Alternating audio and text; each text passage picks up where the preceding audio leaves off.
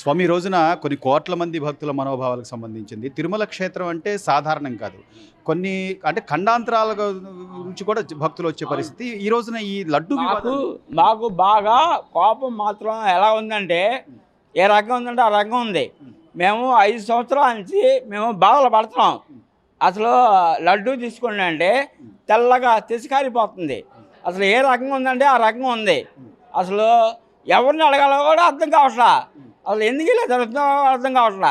మాకు దర్శనం కూడా సరిగ్గా జరగల 5 సంవత్సరాల్లో. అంతకుముందు మాకు ఫ్రీగా చక్కగా మా పిల్లల్ని తీసుకొని, చంటి పిల్లల్ని తీసుకొని చక్కగా వెళ్ళి దర్శనం చేసుకొని చక్కగా స్వామి దర్శనం చేసుకొని అన్నీ ఏ క్లాసు జరిగాయి.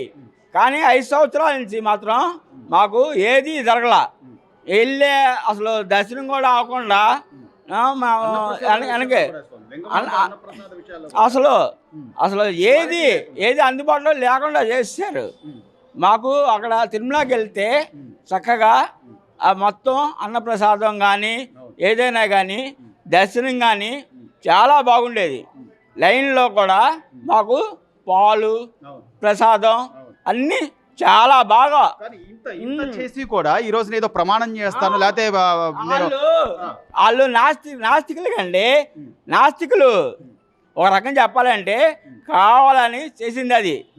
వాళ్ళు కావాలని అది మొత్తం నాశనం చేద్దామని అనుకున్నారు. కానీ భగవంతుడు అనేవాడు ఉంటాడు. వెంకటేశ్వర స్వామి గోవిందుడు ఎవరిని వదలడు, చూస్తూ ఉంటాడు, అన్నీ చూస్తూ ఉంటాడు అన్ని రకాలుగా. సిట్ నివేదికలో కనుక దానిలో ఆధారాలతో సహా బయటపడి అందుకే నాశనం అయిపోతుంది మొత్తం అదిగో ఒకరిని నమ్ముకుని అంతమంది ఉన్నారు. వాళ్ళందరూ నాశనం అయిపోయారుగా. ఆయన్ని అనికేసుకొచ్చారు. మొత్తం ఆయన్ని నమ్ముకొని నాశనం అయిపోయారు. వాళ్ళ బాబు వాళ్ళ నాన్న వెంకటేశ్వర మీద కన్నేశాడు. ఆడు తుంపు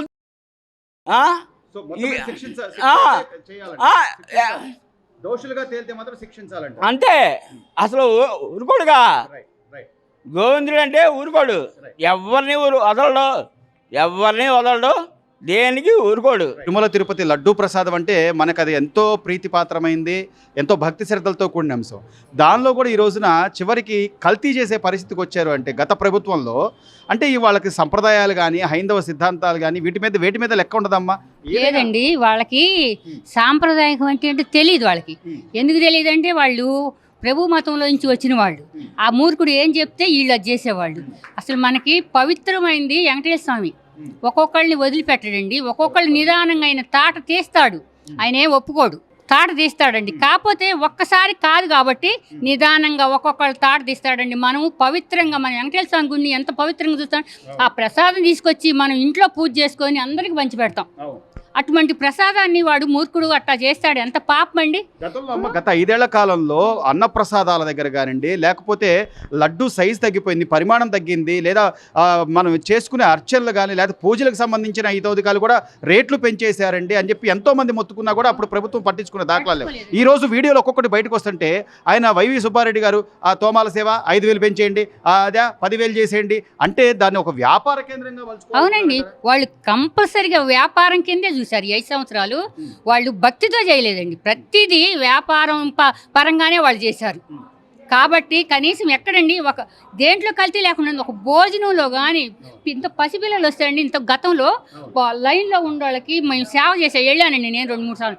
వాళ్ళకి పాలేంటి, పొద్దున్నే ఉప్మా ఏంటి, పాలు, మళ్ళీ తర్వాత టీ, చిన్నపిల్లలకు పాలు, వాళ్ళకి ఏ ఇబ్బంది లేకుండా చేసేవాళ్ళండి. ఇవాళ 5 సంవత్సరాలు ఏం చేస్తున్నారంటే లైన్లో వాళ్ళు చచ్చిపోతున్నారు. వాళ్ళకి ఎంత ఇబ్బంది పడ్డారండి. దీని మీద ఖచ్చితంగా అంటే ఇప్పుడు వచ్చిన ప్రభుత్వం ఏదైతే కూటమి ప్రభుత్వం ఉందమ్మా, దాని మీద అంటే ఒక రాష్ట్ర ముఖ్యమంత్రి ప్రకటించాడు అంటే ఆధారాలు లేకుండా ప్రకటించరు.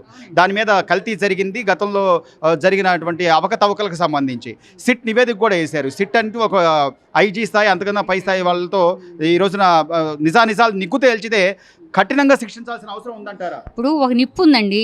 ఆ నిప్పును మనం ఎన్నాళ్ళు పట్టుకుంటాం ఎప్పుడైనా కాలుతుంది కదా, అదే వాళ్ళు చేశారు. నిరుగప్పి నిప్పు అని ఎట్లా మూసి పెట్టారు. ఆ తర్వాత అంతా బయటపడింది. ఒక్కోటి బయటపడుతుందండి, ఒక్కోటి బయటపడుతుంది. వెంకటేశ్వర స్వామి అందరు తాట తీస్తాడండి, చెప్తున్నానా. కోట్ల మంది భక్తుల మనోభావాలకు సంబంధించిన అంశం కదా. చాలా అన్యాయం, చాలా దారుణం. ఎందుకంటే పవిత్రమైన వాటిని కూడా అపవిత్రం చేసిన వ్యక్తి ఎవరున్నారంటే జగన్మోహన్ రెడ్డి. ఎందుకంటే అసలు గుడికి వెళ్ళాలా, బడికి వెళ్ళాలా అంటే ఇవన్నీ పవిత్రమైన స్థలాలని తెలియదా? పాటుకి తెలియదు. ప్రసాదం తయారు చేసే వాటిని పోటు అంటారు. అటువంటి పోటు అనే మాట మొన్న ప్రెస్ మీట్లో పాటు అంటున్నాడు. వీడు పడిన పాటలన్నీ కూడా ఇట్లా అంటే చూసి చదవటం కూడా రాని ముఖ్యమంత్రి, చేతగాని ఎదవని ముఖ్యమంత్రి చేసి అన్యాయం పొందాము. ఇకనైనా ఇప్పుడు కళ్ళు తెరిచి స్వామివారి పవిత్రతని కాపాడటానికి బాబు గారు నిరంతరం అక్కడి నుంచే ప్రారంభించారు. చాలా తిరుమల క్షేత్రాన్ని కూడా రాజకీయం చేసే కోణంలో రేపు నేను తిరుమల వెళ్తాను, తిరుమలలో అక్కడ నేను తేల్చుకుంటాను అంటున్నాడు. అంటే ఇప్పుడు శాంతి భద్రతల విఘాతం కాదా? పోనీ డిక్లరేషన్ ఏ రోజైనా డిక్లరేషన్ ఇచ్చి ఆయన స్వామివారి సేవలో పాల్గొన్నది ఉందా? లేదా దంపత సమేతంగా వస్త్రాలు సమర్పించింది ఉందా? ఆ రోజున ప్రసాదాన్ని కూడా టిష్యూ పేపర్లో జుట్టు పక్కన పెట్టిన వీడియోలు కూడా మనం గతంలో చూసినాం. ప్రసాదాన్ని టిష్యూ పేపర్లో చుట్టం కాదు, తన మీద అక్షింతలు వేస్తే బ్రాహ్మలు మనకి పూజారులు అంటే వేద మంత్రోచ్చారణ చేసి వాళ్ళు ఎంతో పవిత్రంగా వేసిన వాటిని మనము ఇంటికొచ్చి దులపటానికి కూడా ఏదైనా ఒక వస్త్రం మీద దులిపి చెట్టులో వేస్తాం.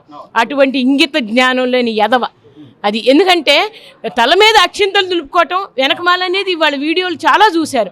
ఒక్క ప్రసాదాన్ని ఆవిడంతే తీర్థం దాగినట్టుగా నటిస్తుంది భారతమ్మ గారు, మీద పోసేసుకుంటుంది. అది అంటే ఇది నటన అనమాట, నటన నటించారు. తిరుమల క్షేత్రాన్ని వెళ్ళి అక్కడ వివాదం అంటే మళ్ళీ ఏదో ఒకటి అక్కడ గలాటా చేయడం కోసం కాకపోతే ఈరోజు సిట్టు వేశారు వాళ్ళు, అధికారులు కూడా దాని మీద చర్యలు తీసుకోబోతున్నారు. ఈ నేపథ్యంలో జగన్మోహన్ రెడ్డి గారు మళ్ళీ తిరుమల వెళ్ళడాన్ని రాజకీయ కోణంలో చూడాలంటారు, ఎలా చూడాలి? అది రాజకీయ ఉనికిని కాపాడుకోవటం కోసం ఇప్పుడు మొత్తం గాలికి వచ్చిన ప్రభుత్వం గాలికే పోతుంది. అందుకొరకు ఆ గాలి ఏమన్నా కొంచెం ఉందేమో, నా తరపున ఇంకెవరన్నా వస్తారేమో అని ఆశపడుతున్నాడు.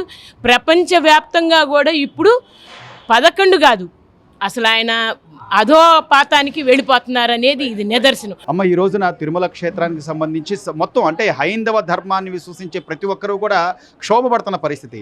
ఆ లడ్డూ ప్రసాదంలో ఇంత కల్తీ జరిగిందా అని ఎక్కడా కూడా అంటే గతంలో పాలక మండలిలో ఉన్న వాళ్ళు నిస్సిగ్గుగా ఈ రోజున మేము ప్రమాణాలు చేస్తాం, లేకపోతే మేము హారతలు ఆర్పేస్తామంటే చేసిన తప్పు పోతుందంటారా? ఎలా చూడాలి ఈ అంశాన్ని? తప్పేనండి. ఇప్పుడు మేము ఇంకా లేడీస్ అందరం వచ్చింది కూడా భగవంతుడికి పూజ చేయటానికి. ఇప్పుడు ఒక సామెత ఉండేది, ఇప్పుడు కొట్టినోడిని కొట్టకుండా తిట్టినోడిని తిట్టకుండా ఎవడ పాపాన్ని వాడే పోతాడు. అట్లాగే భగవంతుడే చూసుకుంటాడు. వాళ్ళు చేసిన పాపం మనం చేయం కదా, భగవంతుడికి వదిలేస్తే ఆయన ఇప్పటికే ఎంత ఇదిగా ఉందో గాలికి తుడిచిపట్టుకుపోయినట్టుగా వెళ్ళిపోయారు.